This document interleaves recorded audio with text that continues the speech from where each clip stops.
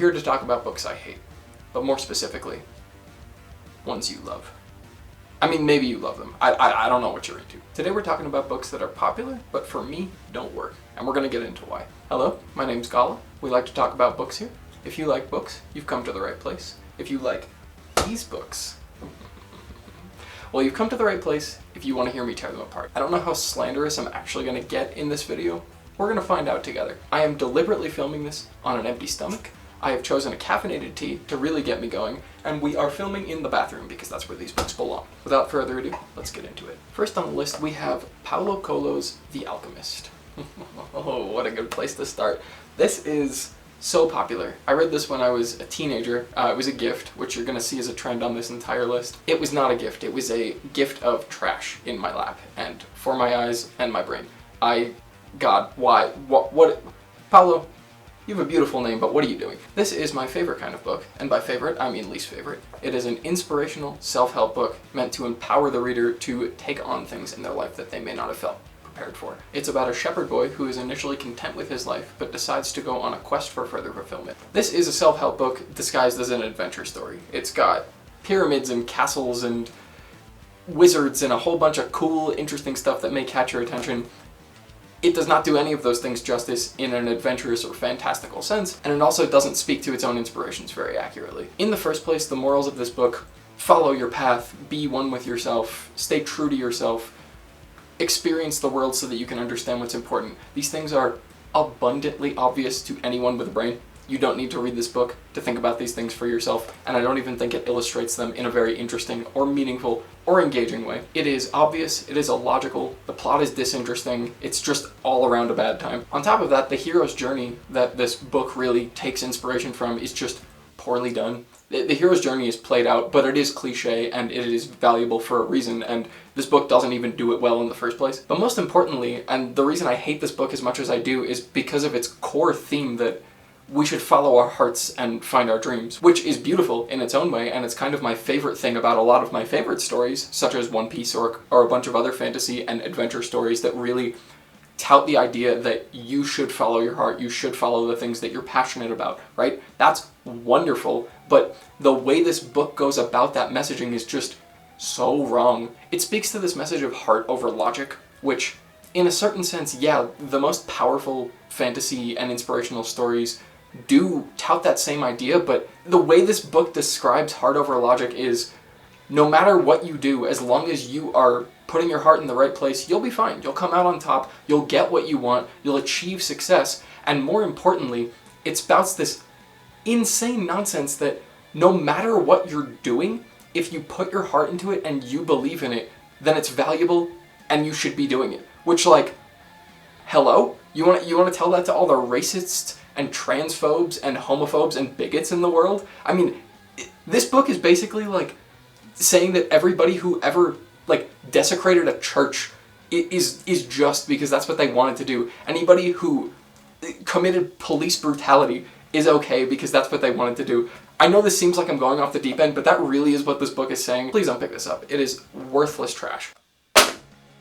Ooh, we are just getting started. Next, we're going to talk about a recent read, and that is Bird by Bird by Lamott. And I recently spoke about this in a reading wrap-up video. If you want to check that out, I'll link it above. Oh, where to begin with this? This book proclaimed itself to be some instructions on writing and life. And let me tell you just out the gate, it's not instructive on writing, and it's not instructive on life either. This is a book of obvious, and when I say obvious, I mean obvious advice about writing and publishing, and this may be useful to a complete alien who has never been to Earth before, who has never read a book written by a human being, a Homo sapien on Earth. It is not useful to a human being. It is not useful to a Homo sapien on Earth. Anybody who has read a book before probably knows all this stuff. Anybody who has ever tried to put a piece of paper in front of their pencil and make words come out could probably figure out a lot of what Anne Lamott is talking about here. She has what are quote-unquote practical pieces of advice for writing, like use index cards to take notes.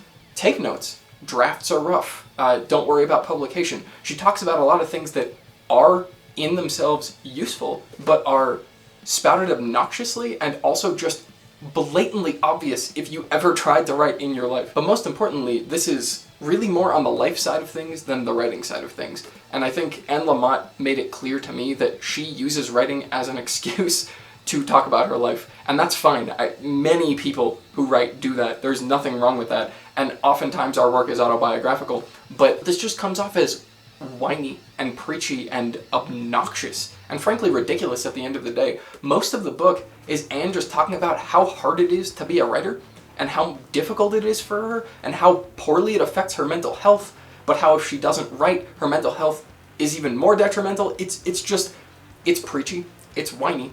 She's just complaining about how hard it is to be a writer. Here's a thought. Stop writing if you don't like it. If it makes you so miserable, stop writing, Anne, and stop trying to give us advice on things that you are not personally, to me, equipped to give us advice about. Next up, we're talking about Why Fish Don't Exist by Lulu Miller. This is a perplexing ride. This is how I felt the whole time reading the book. And I'm finding the more I look at these books that I dislike, the more I realize how apt the taglines are. This one has a story of loss, love, and the hidden order of life. Oh boy, can't wait to unpack this. Lulu, the writer, is going through a difficult breakup in her life, and she is studying this man called David Starr Jordan, who, I'm just gonna cut to the chase here, is a horrible person. He's a eugenicist. He was one of the biggest eugenicists in America, and really pushed for some very bad stuff, and I'm not gonna pretend that I understand this man's biography well enough to tell it to you, but the point here is that neither did Lulu. She spends a lot of time talking about David Starr Jordan and how his approach to research and taxonomical science is really, really important to her understanding of the things that she's learning in this book. And I'll give the book the one props it deserves is the taxonomical discussion is really interesting, and I learned some stuff about that. But she spends the majority of the book talking about how David Starr Jordan is just this superstar, like, oh man, he really did so much for the scientific community and like did all this stuff for taxonomy and like categorized a ton of different species, and like she just waits until really late in the book to tell you that he's like a horrible, horrible person, eugenicist, just scum of the earth, man. Just so bad. You could just go to the internet and type in David Starr Jordan and learn in less than 60 seconds that he was a horrible person. Like, she read so many of his books and like learned about him biographically, and like she waits until so late in the book to tell you, like, surprise, this guy sucks. It's like, you didn't know, did she not know that either? Did she never learn that until like way later in her journey? It's so perplexing if that's actually how her research went, that she didn't know this about this insane guy. And it's also perplexing that you wait the majority of the book to tell the reader this about him, because it completely flips the script. It's like, well, can you separate like work from creator, art versus artist, that sort of thing, right? And I get that can be an interesting conversation, and I don't know where anybody stands on that. I stand in my own place where I like to separate art from artist or work from creator, but there are certain circumstances where I personally can't do that if the person is just so awful. And if you're gonna tell me this eugenicist like came up with all this cool scientific stuff, I'm going to appreciate and value the scientific contributions he made, but screw this guy. Like, I don't want to read about him as if he's some hero for like 100+ pages, only for you to be like, surprise, this guy's terrible. Like, I don't need to know that. And you're not flipping the script. You're not gonna make me believe he was a better person than he was. He wasn't. He was terrible. On top of that, at the end of the day, this book is really just a poorly disguised memoir wanting to be more elaborate and more in-depth than it really is, because this is just white woman feels guilty about her place in the world and doesn't know what to do with the information that she's learning. That's it, right? And she reflects on these things that she's learning and tries to use hindsight to understand her own situation and her life better. Her life story is not interesting. This is just, actually funny enough, this is just like NPR white lady who probably had a podcast or maybe wants a podcast and just wrote this book because it's so boring. It's so journalistic in that NPR podcast style that I don't think anyone likes, and if they truly like it, then they're just lying to themselves. And the crux of this point is that she doesn't know what she's talking about. I'm not a historian, and I'm not a scientist, and reading this book, I can tell she doesn't know what she's talking about. She's just reading books and then transcribing the things that she thinks she learned about them, or the things that she thinks she understands, in this memoiristic way. I don't even know if that's a word. In this memoiristic way that is so blatantly obvious that she just has no idea what she's saying half the time. But of course, the important reveal, right? Why fish don't exist. It's the title of the book. It's what you read it for, right? You want to know what that means. Does it come from a personal perspective? Does it come from actual science, right? The answer? Once again, go to the internet and type the question in. You will find the answer in less than 60 seconds. You read this entire book. It's like 200 pages long. It's not very long, but it's like 200 pages long just for her to tell you the answer that you could find in 60 seconds, that she could have found in 60 seconds. She didn't need to do all this research. I get that it helped her on a personal journey, but it doesn't help me as a reader when I kind of just want to know the answer because your narrative is boring. You're not an interesting person to follow. You have this white lady guilt, and I don't care. I don't care. I could just find the answer. Oh God, don't make me talk about it. I don't want to talk about it. Okay. This is The Midnight Library by Matt Haig, and I can already hear everyone and their mother screaming at me because of how much they love this book. This is one of the flattest, blandest, most didactic, in-your-face things I have ever read. And that is so far from a good thing. Once again, this is self-help for someone who doesn't want to try. This is about Nora, who has got to be the most unlikable protagonist I have ever read, simply because she just has no bearing on anything that's happening. She doesn't care. She doesn't seem to want to care. Why should I care if she doesn't care? Nora is depressed, she is unhappy with her life, and she wants to end things. She is taken in her last moments to a place called the library, where she is basically given the opportunity to have redos and see if there is a different version of her life in this multiverse library where books become pieces of your potential futures to find a life that is more suitable for her. The entire book is her going through these hypothetical multiverse options of her life. They are all poorly written, they are all disinteresting, and they culminate in the most, oh god, just infuriating garbage I've ever seen. And I want to say to the person who gifted me this book, I'm so sorry if you're watching this. I know you love this book. I do not love this book, and I cannot pretend to love this book. As I think I mentioned earlier, this is self-help for someone who doesn't want to try.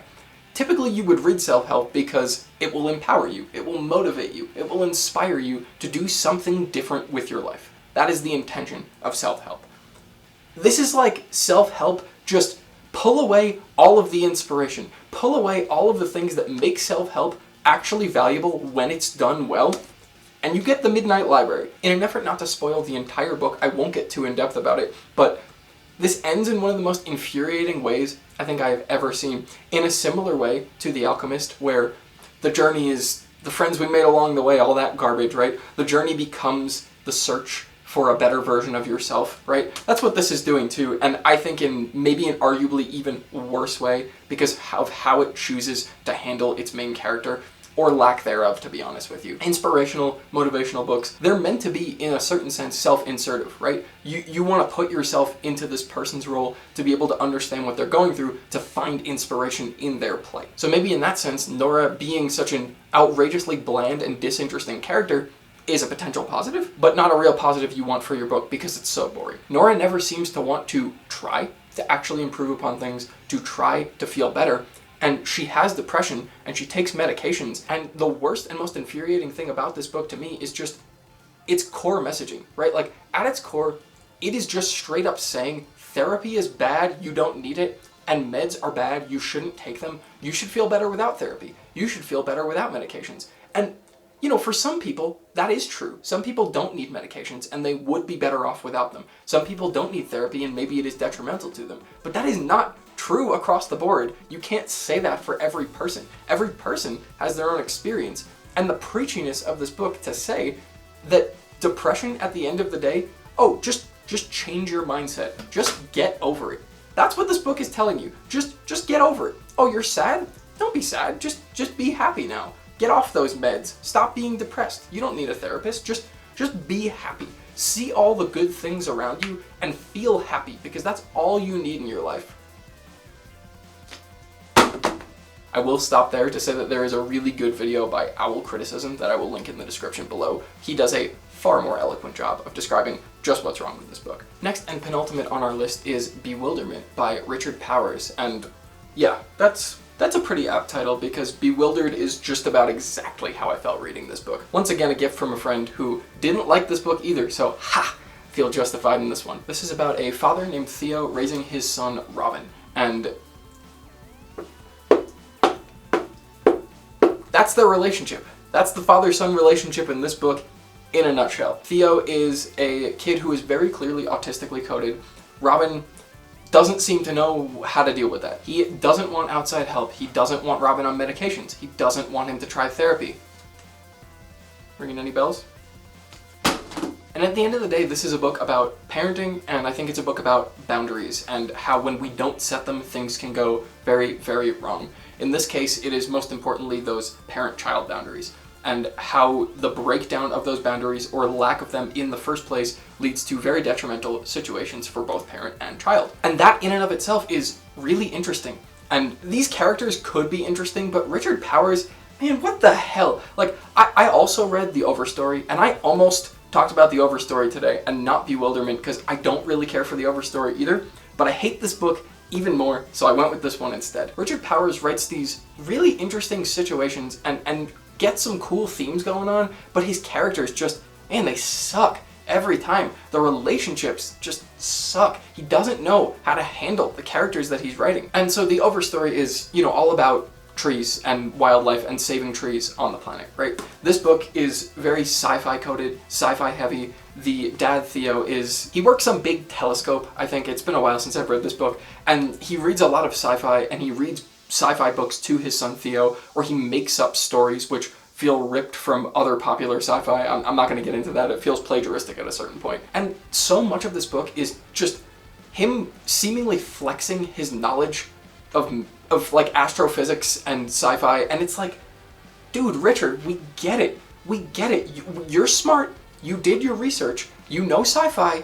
You get how the planets roughly work and how stars work and atmospheres and all this stuff, and it's like cool that you want to kind of code this book to the sci-fi and space themes and knowledge that you have, but at a certain point it just gets exhaustive. And not only exhaustive, it just gets self-flating. Like, we get it, you're smart, you know what you're talking about, but shut up. Shut up and let the characters be characters. They don't feel like characters, they feel like caricatures of a parent and a child. An overbearing parent who wants the best for his kid but doesn't understand how to do that. And a child who is, again, autistically coded but is given no proper help. He basically just becomes a mini Greta Thunberg at a certain point in the novel, and it's like, God, every book that this guy writes is just about climate activists, and yeah, that's super important, but he, like, writes them so boringly. He's a kid, too, and he just, ugh. I'll give credit to the notion that how in the stars and in space Theo is as a parent plays really well into the themes of his parenting style, and how the absence of his departed wife play into the, you know, mental space for both him and his son Robin. It's interesting, but it doesn't go anywhere, and the messaging, again, is just atrocious. The way they code this child as autistic but don't give him the help he needs, or when they finally give him help, it's so out of left field. Not to mention the ending. Oh my gosh, the ending of this book it's insane. I don't want to spoil it for anyone who just wants to get pissed off like I did, but the ending of this book, I was just pissed. I had to put the book down and take a long walk because oh God, what the hell.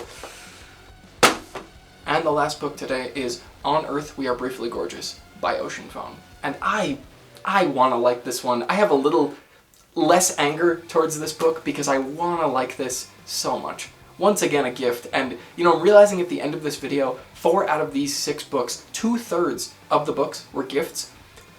I think the people in my life just don't know what I like to read. I mean, A for effort, I appreciate it, but guys, come on, try harder. I have to give this its roses first. It's beautifully written. It's poetic prose, and it's gorgeous. And I know Ocean Vuong is known for his poetry, and I think what I learned after reading this, the big takeaway is I should try his poetry because his prose did not work for me. But really, at the end of the day, this just feels like it's trying to tick the boxes of writing a novel. It doesn't feel like a coherent experience, and it is surreal in its structure, and I'll give it more kudos to say that it is interesting in some parts, but I don't know, this might have been Ocean Vuong's first novel after writing several acclaimed books of poetry, and this just doesn't work as a novel. It is about a Vietnamese immigrant named Little Dog reminiscing about his childhood and his relationship to his mother and to his grandmother, and how it has affected him going forward into his 20s. And as far as a book about the immigrant experience and a book about the queer experience, it's beautiful. It has a lot of really beautiful things to say,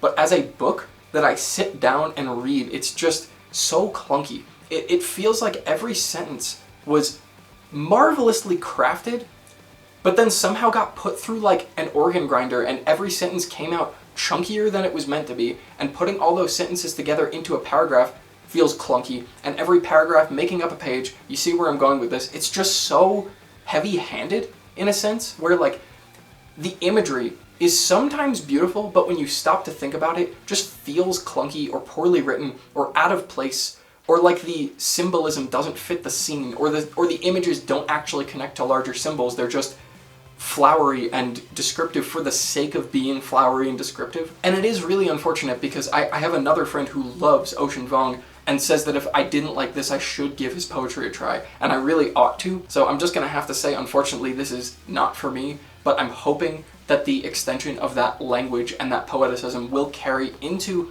poems and books and collections of poems that I will enjoy. And those were 6 books that you probably like and I definitely hate. I appreciate you sticking around and watching this video through to the end. Consider subscribing, consider liking. Let me know down below. Do you like these books? Do you hate these books? Do you agree with me? Was I too harsh on them? Was I not harsh enough? What is your least favorite book of all time? Tell me. I want to know, and I will read it, and I will trash it. Goodbye.